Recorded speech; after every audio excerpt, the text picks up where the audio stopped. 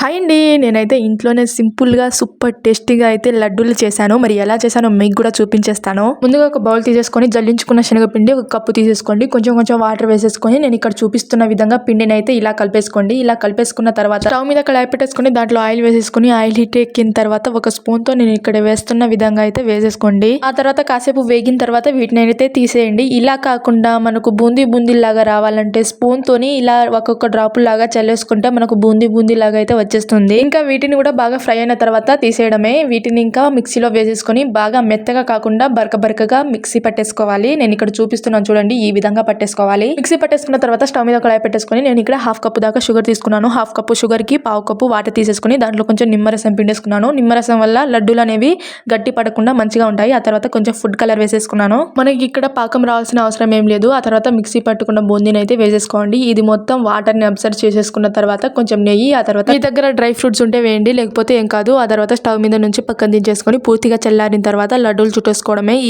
ఈ విధంగా నాకైతే ఒక కప్పు పిండికి ఇన్ని లడ్డూలు అయ్యాయి. మరి మీరు కూడా మీ ఇంట్లో ఉన్న వాటితోనే ఇంత సింపుల్ గా చేసేసుకోవచ్చు. మీరు కూడా మీ ఇంట్లో పక్కా ట్రై చేయండి. ఎలా వచ్చింది అనేది కామెంట్ చేయండి. టేస్ట్ అయితే సూపర్ అదిరిపోయింది. వీడియో నచ్చినట్లయితే లైక్, అలాగే సబ్స్క్రైబ్. Okay, by by.